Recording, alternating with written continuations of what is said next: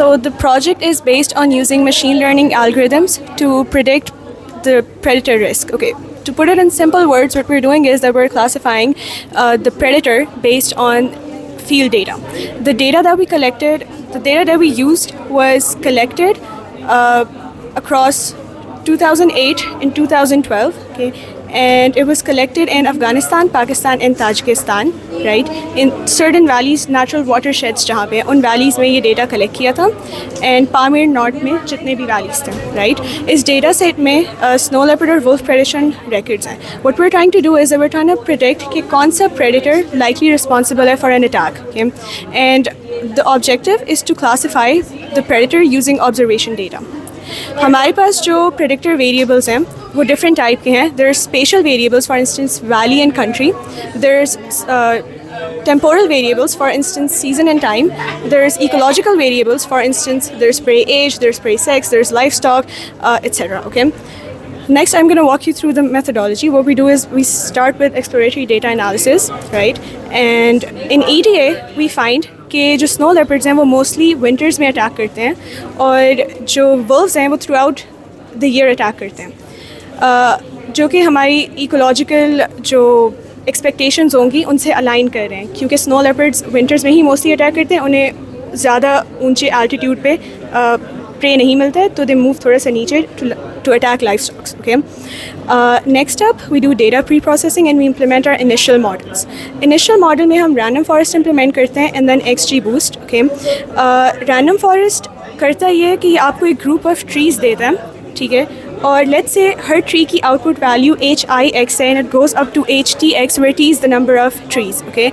Now the output is gonna be the model value for all of these HIs. Okay. Next up, we implemented XGBoost. जैसे random forest greedily it makes decision trees, ठीक है, but XGBoost it's gonna build trees sequentially, and each new tree is gonna learn from the errors of the previous trees and try to fix it. Okay, so random forest बिल्कुल initially gave us an accuracy of 82% and XGBoost gave us an accuracy of 87%. Next up, I tuned the hyperparameters. Random forest के 8 hyperparameters and XGBoost के 12 hyperparameters, and Random forest gave me an accuracy of 88% and XGBoost gave me an accuracy of 90%. Next up, I conducted a feature importance analysis for XGBoost because it was performing really well. This is the feature importance analysis. We can see कि valley और prey related features बहुत अच्छा perform कर रहे हैं. Like they're actually helping the model. Okay. इसीलिए we ignore all the unnecessary variables और फिर हम सिर्फ prey related और valley वाले variables को add करते हैं इसमें in this XGBoost वाला model, and it gives us an accuracy of 92%. Okay, you can tell it's performing better than random forest because of the confusion matrices. These are the true positives and they're higher in XGBoost as compared to random forest. Even the ROC score of XGBoost is higher than the ROC score of random forest. Okay, hence we can see XGBoost performs better. Next up, to conclude, XGBoost, it performs really well on complex ecological data. So if we were to expand this project, right, we could include spatial data, climate variables, climate change impact, and expand livestock details. We can actually build an app, a web app that can be integrated across NGOs and governments to help conservation policies, to help build conservation policies and strategies. Okay. Lastly, this project supports the 15th Sustainable Development Goal of United Nations, which is life on land, because it can be used in wildlife conservation. My name is Mudassir, and today I will be talking about anomalies in Z-prime models. So, some background. Symmetries play a very important role in particle physics and quantum field theory. So a natural question we have, if there is a symmetry of the classical action, does that symmetry still remain a symmetry when we quantize the theory? So this is a very important question, and this project investigates this question in the context of Z-prime models. So we use two different methods to calculate the anomalies. We use Feynman diagrams, and then we use the index theorem. So some background. This is the standard model Lagrangian, and the standard model of particle physics is a is a very important achievement in modern physics. It describes 3 of the 4 known fundamental forces uh, and classifies all known elementary particles.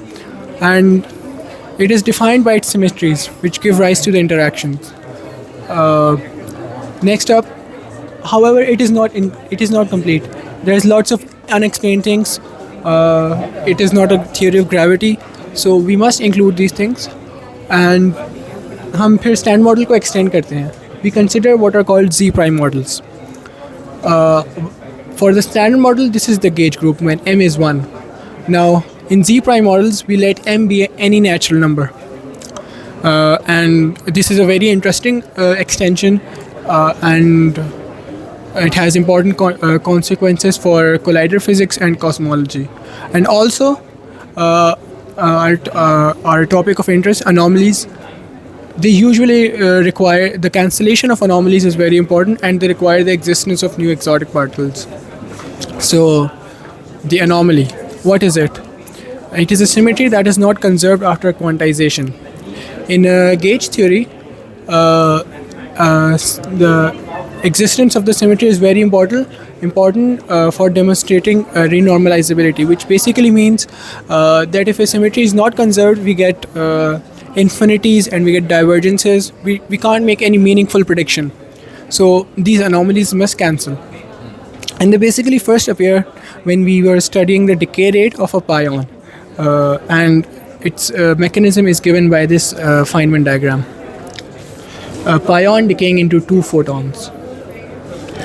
So now the third part of our project, the index theorem. This is the statement of the index theorem, and so basically this is the index is defined to be the difference of the operator and the kernel of the operator and the kernel of its adjoint operator. And the statement of the index theorem is basically this, that this is equal to this object. Now this is a very interesting connection between the local properties of a differential operator and its global properties on a manifold. So now let's get to the real problem of our project. तो कहाँ use करते हैं index theorem? वो आगे आ रहा है. हम पहले अनोमली फंक्शन कैलकुलेट करते हैं. सो ये क्लासिकल एक्शन है और ये एक L इज़ द लैग्रांजियन, और ये एक क्वांटम एक्शन है. जब हम इसको क्वांटाइज करते हैं तो हमारे पास ये एक्शन बनता है. तो let's say U is a symmetry. इसकी सिमेट्री है. जब हम U से हम ट्रांसफॉर्म कर रहे हैं इसको, तो ये S remains unchanged. So obviously S इधर भी अनचेंज्ड रहेगा. However this d psi bar may change, and they basically transform like this. Just like in ordinary integration, the measure of the integration changes with the Jacobian of the transformation. This is exactly like that. So this may change, and this changes जब हम symmetry U जब हम ले रहे होते हैं उसमें gamma phi matrix आ रहा होता है. और फिर इसका determinant turns out to be equivalent to this thing. हम एक और तरीके से ये काम करते हैं. हम ये Feynman डायग्राम है, इसका हमने एम्पलीट्यूड लिखा. Basically the probability that this process will occur. Now naively speaking, this integral will diverge. This integral will become 0 because of some symmetries. However, when we take the divergence of this, we get a non-zero value, implying that some symmetry is no longer conserved. And both approaches lead to the same result. We get the divergence of this current is equal to this, and this is this object. This is a very important object. और फिर the anomaly is, it also depends on the fifth homotopy group of the gauge group. If it's 0, we have no anomalies. However, in our case, it is non-zero. ये भी object non-zero आ रहा होता है. So there will be anomalies in Z prime models. तो जो आपका symmetry for example वो zero हो रहा होता है जी वो जो डाइवर्जेंस आप कह रहे जी। थे सिमेट्रीज की वजह से, तो सिमेट्री को आप अलग कर लें, इसमें अलग नहीं कर सकते। एक सिमेट्री वो है, दूसरी सिमेट्री ऐड अप होकर जीरो देंगे ना, किसी वजह से एक प्लस है एक माइनस है ना, जी जी। तो उसको आप हाफ कर लें या कुछ ऐसा सिमेट्री तलाश नहीं कर सकते। ऐसा मुश्किल होता है ऐसे नहीं कर सकते हम। तो फाइनली हम इन सब चीज़ों को कनेक्ट करते हैं, anomaly and the index theorem. In physics, particles live in what's called the Minkowski space-time. However, उसमें हमारे पास कुछ complications आ रही होती हैं, तो हम एक प्रोसेस करते हैं called Wick rotation, जिससे सब कुछ यूक्लिडियन स्पेस टाइम में आ जाता है, नॉर्मल R4 बन जाता है वो। और उस केस में हमारे पास जो डिराक ऑपरेटर होता है वो हर्मिशन हो जाता है, और फिर उसकी आइगन वैल्यूज़ लैम्डा की होती हैं, ठीक है। और फिर जब हम गामा 5 के साथ वो उन्हीं आइगन वेक्टर्स को देखते हैं तो वो नेगेटिव के साथ आ रहा होता है। So we do the same procedure as above, but in this case हमारे पास ये जो ए आ रहा होता है वो ये चीज़ है, and this turns out to be equal to this, and this is the index of the Dirac operator. So we see कि जो अनोमली है it is in some sense equivalent to the index of the operator. So intuitively speaking, we can say that the anomaly will be inevitable. The anomaly must appear because it is related to the index of the operator, which is a very global statement, which is a statement about the global properties of the manifold. उसमें कोई local properties हम consider नहीं कर रहे होते हैं। This Lagrangian is consist of what values over there on the right hand side? ये इसको हम कहते हैं फील्ड स्ट्रेंथ टेंसर। ये फील्ड्स को फोर्स फील्ड्स को रिप्रेजेंट कर रहे होते हैं। ये हमारे पास फर्मियन पार्टिकल्स को रिप्रेजेंट कर रहा होता है फॉर इलेक्ट्रोमैग्नेटिज्म। इसमें हमारे पास स्ट्रॉन्ग फोर्सेस की कपलिंग आ रही होती है। ये this is the kinetic term, this is like in one variable physics जब काइनेटिक एनर्जी होती है, this is equivalent to that, और ये पोटेंशियल है। अस्सलाम वालेकुम, मेरा नाम मोहम्मद असद फैयाज़ है और मेरे ग्रुप मेट मोहम्मद अली खट्टी। तो हमारा जो FYP है वो है group action based S box generation technique. कि हमारी जो एस बॉक्स है बेसिकली क्रिप्टोग्राफी, अभी हम डिस्कस करते हैं क्रिप्टोग्राफी की रियल वर्ल्ड में रोल क्या है। सबसे पहले हम देखते हैं हमारे सुपरवाइज़र हैं डॉक्टर मोहम्मद इसाक, ठीक है। उसके बाद इंट्रोडक्शन में हम देखेंगे कि डेटा सिक्योरिटी जैसे जैसे हम टाइम के आगे बढ़ते जा रहे हैं तो डेटा सिक्योरिटी हमारी क्रूशल होती चली जा रही है, जिसमें क्रिप्टोग्राफी एक क्रूशल रोल प्ले करती है कॉन्फिडेंशियलिटी में, इंटेग्रिटी में और ऑथेंटिसिटी में। This project proposes a new method for constructing non linear components in block ciphers. अब हम नॉन लीनियर को ही क्यों वो कर रहे हैं, नॉन लीनियर को फोकस क्यों किया हमने कि हमारी जो एस बॉक्स है वो सिक्योर से सिक्योर होता चला जाए, ठीक है। The approach uses group actions. Group actions का मतलब परम्यूटेशंस हैं डिफरेंट किस्म की और transformation on pairs of Galois fields. अब गैल्वा फील्ड हम नीचे देखेंगे अभी। To create an initial S box which is then optimise using heuristic group based technique. अब ह्यूरिस्टिक ग्रुप बेस्ड टेक्निक्स आपके पास ये होती हैं कि आपका ये कह लें कि एग्जैक्ट सोल्यूशन नहीं बताती हैं आपको, लेकिन आपको एक गुड सोल्यूशन बता देती हैं कि इसका ये आंसर हो सकता है। जैसे हम न्यूमेरिकल एनालिसिस या दूसरी चीज़ों में देखें तो हम उसमें भी ये देखते हैं हमारे पास अप्रॉक्सीमेट सोल्यूशन क्या है, एग्जैक्ट सोल्यूशन हम नहीं फाइंड कर सकते कुछ चीज़ों का, ठीक है। Produce are highly non linear S box. The result is stronger cryptographic resistance and improve overall cyber security. Basically हम मेक श्योर ये करते हैं नॉन लीनियरिटी के थ्रू कि आपके अटैक्स जो है ना हो, मुश्किल से मुश्किल हम चीज़ें एस बॉक्स में लेकर आएँ ताकि आपकी अटैक्स ना हो सके, ठीक है। उसके बाद हम प्रिलिमिनरीज़ की तरफ मूव करते हैं। सबसे पहले अब हमारे पास आता है irreducible polynomials and irreducible polynomial over the field Z2। अब Z2 हमने एक इररिड्यूसिबल पॉलिनोमियल्स हमने वो लेनी है जिसके कोफिशिएंट्स या तो 0 हो या 1 हो। इस तरह हमने Z2 से लिया। फॉर एग्जांपल एक ये इररिड्यूसिबल पॉलिनोमियल है y एक्सपोनेंशियल 7 + yq + y1, ठीक है। अब गैल्वा फील्ड आती है। गैल्वा फील्ड एक फाइनाइट फील्ड है जिसके एलिमेंट्स को हम Pn एलिमेंट्स होते हैं, जिसके अंदर हम इसको डिनोट भी ऐसे करते हैं, where P is a prime number and N is a positive integer. जैसे हमने यहाँ तो 2⁻7 एक्सप्लोर किए, आप यहाँ पे 3⁻8 कर सकते हैं, 3⁻12, मतलब आप डिफरेंट करते जाएंगे, आपके पास गैल्वा फील्ड्स डिफरेंट जनरेट हो सकेंगी।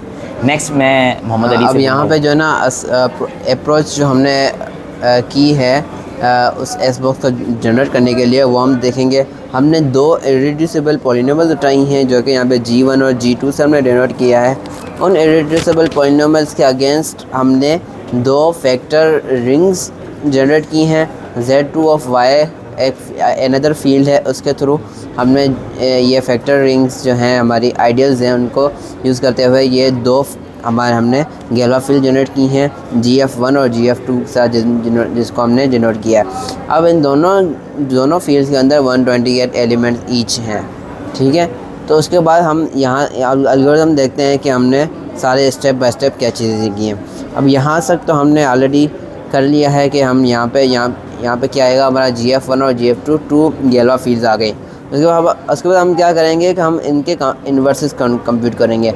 इसमें क्या होगा कि हम EP1 और EP2 को डिफ़ाइन कर रहे हैं कुछ इस तरह से कि GF1 जो है उसके जो 128 एलिमेंट्स हैं सारे के सारे पॉलिनोमियल्स हैं। उन पॉलिनोमियल्स के इन्वर्सेस फाइंड करेंगे और इन इन्वर्सेस को रिप्लेस कर देंगे उनके एलिमेंट के साथ। तो हमने EP1 को उससे शो किया है। उसके बाद हम GF2 उठाएंगे। GF2 के 128 एलिमेंट्स हैं, उन सारे के सारे एलिमेंट्स के इन्वर्सेस निकालेंगे और इन्वर्सेस को रिप्लेस कर देंगे उन एलिमेंट्स के साथ। तो ये हमारा EP2 की फील्ड आ गई। यहाँ पे मैं दो न्यू सेट्स आ गए हमारे पास। अब हम क्या करेंगे, एक EP3 डिफ़ाइन करेंगे, एक न्यू सेट डिफ़ाइन करेंगे कुछ इस तरह से कि EP1 जो हमने यहाँ पे फाइंड किया है, EP1 के सारे एलिमेंट्स से में हम y⁻7 को ऐड कर देंगे। तो ऐड करने से क्या होगा कि y⁻7 जो जिस पॉलिनोमियल में y⁻7 वाली टर्म आ रही है वो सारी की सारी टर्म्स वैनिश हो जाएंगी। y⁻7 सिर्फ वैनिश हो जाएगा। क्यों होगा? क्योंकि यहाँ पे कोफिशिएंट्स जो हैं यहाँ पे हमने लिए हैं इरेड्यूसिबल पॉलिनोमियल में, वो या तो 0 लिए हैं या तो 1 लिए हैं, क्योंकि यहाँ पे हम mod 2 की ऑपरेशन अप्लाई कर रहे हैं इनकी कोफिशिएंट्स में। हम दोबारा नीचे आ जाते हैं। तो हम क्या कर रहे हैं कि जैसे हम y⁻7 ऐड करेंगे तो 1 + 1 2 हो जाएगा कोफिशिएंट y⁻7 का और वो वैनिश हो जाएगा। उसके बाद हमारा ये EP3 डिफाइन हो गया। अब हम क्या करेंगे कि EP3 के सारे एलिमेंट्स को हमने GJ से डिनोट किया है। J वेरी करता है 1 to 28 से तक, और EP2 के जो एलिमेंट्स हैं उनको हमने HJ से डिनोट कर लिया है। तो हम अब क्या करेंगे, हम अपने इनिशियल एस बॉक्स की तरफ बढ़ते हैं। तो वो हम क्या डिफ़ाइन कर रहे हैं कि एक सेट हम बना रहे हैं जिसके सारे के सारे जो इवन पोजीशंस पे एलिमेंट्स हम बारी बारी से रख रहे हैं GJ जो कि एलिमेंट्स है EP3 के, और जो ऑड पोजीशंस हैं वहाँ पे हम SJ रख रहे हैं जो कि EP2 के एलिमेंट्स हैं। तो हम बेसिकली इन दोनों फील्ड्स ये दोनों जो EP2 और EP3 हमने यहाँ पे डिफ़ाइन किए, इन दोनों को मर्ज कर रहे हैं। देखिए हमें 256 एलिमेंट्स का एस बॉक्स चाहिए, तो 128 + 128 इसमें जो एलिमेंट्स होंगे वो 256 बन जाएंगे। तो अब हम नेक्स्ट स्टेप क्या कर रहे हैं कि हमने एक जनरल पॉलिनोमियल डिफ़ाइन कर लिया है कुछ जैसे रो आई से। रो आई में क्या होगा कि अल्फ़ा टी होगा, वाई टी होगा और टी जो है ना वैरी करेगा 0 से 7 तक। तो हम क्या करेंगे, जहाँ पे अल्फ़ा 6 और अल्फ़ा 7 जो है वहाँ जहाँ पे 1 है वहाँ पे उन पॉलिनोमियल्स के साथ हम y⁻6 और y⁻7 ऐड कर देंगे, और उसके अलावा जो भी पॉलिनोमियल्स होंगे उनके साथ हम y⁻6 ऐड कर देंगे। तो ये हमारे पास एक आउटपुट में एक नया सेट आ जाएगा इन ऑपरेशंस के बाद। अब उन ऑपरेशंस को क्या करेंगे, उसमें कितने हो जाएंगे, 256 एलिमेंट्स हो जाएंगे पॉलिनोमियल्स। उन पॉलिनोमियल्स के सारे y⁻7 से लेके y⁻0 तक के जो कोफिशिएंट्स हैं उन सब को, हर पॉलिनोमियल को हम इकट्ठे करेंगे, वो हमारे पास एक बाइनरी नंबर बन जाएगा, और उस बाइनरी नंबर को हम डेसिमल में कन्वर्ट करके उस पोजीशन पे वो नंबर आ जाएगा। तो हम हर पॉलिनोमियल के साथ यही बाइनरी नंबर बनाएंगे और उसको डेसिमल में कन्वर्ट करके बारी बारी हर पोजीशन पे ये एक नंबर रख लेंगे। तो ये जो है ना एक मैट्रिक्स बन जाएगा, और ये मैट्रिक्स इसी को हम एस बॉक्स कहते हैं। अच्छा, उसके बाद हमारे पास आते हैं कि हम एस बॉक्स को मेक श्योर कैसे करेंगे कि एस बॉक्स हमारा कितना सिक्योर है। उसके बाद आते हैं हमारे पास कंपैरिजन टेबल में सबसे पहले जो हमारे पास रीडिंग्स आई हुई हमारे अपने एस बॉक्स की हैं, ठीक है। बाकी जो 3 रीडिंग्स हैं वो हमारी ये जो रेफरेंसेस हमने यूज़ किए हैं इनके जो एस बॉक्स से जनरेटेड उनके साथ हमने इसको कंपेरिजन दिखाया। सबसे पहले आता है फैक्टर SAC होता है स्ट्रिक्ट एवलांच क्राइटेरियन, ठीक है। उसका मतलब ये होता है कि आपका जो इनपुट में अगर लेट सपोज अगर आपने इनपुट में एक बिट चेंज किए तो वो आपके आउटपुट में कितनी बिट चेंजेस लाएगा, ठीक है। अब यहाँ 0.5 का मतलब क्या है कि आपने एक बिट चेंज की तो आपका हाफ आउटपुट चेंज हो गया, ठीक है। तो एक अच्छा कह लें एक अच्छा स्कोर है। इसकी लीस्ट वैल्यू होती है 0.3। अगर 0.3 से लेस हुआ तो वो फिर कह लें कि आपका बिट डिपेंडेंस है वहाँ पे, कि आपकी एक बिट दूसरे पर डिपेंड कर रही है, इनपुट आउटपुट में डिपेंडेंस है। अच्छा, उसके बाद सेकंड फैक्टर आता है नॉन लीनियरिटी। नॉन लीनियरिटी क्योंकि हमारा मेन टारगेट था, तो उसके अंदर हम देखते हैं कि हमारा जो एस बॉक्स है वो कितना नॉन लीनियर है लीनियर अप्रॉक्सीमेशन के लिए, मतलब लीनियर अप्रॉक्सीमेशन कितनी डिफ़िकल्ट है उसमें। तो हमारा स्कोर आ रहा है 108। इसकी हाईएस्ट वैल्यू होती है आपकी AES की, जो हमारा एक वेल नोन एल्गोरिथम है, उसकी नॉन लीनियरिटी होती है 120, हमारी आ रही 108।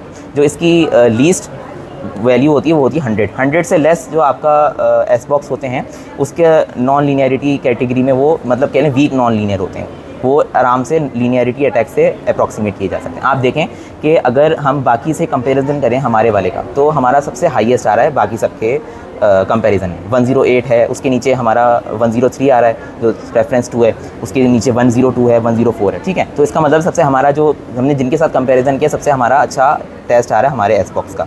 उसके बाद आता है स्कोर LAP का।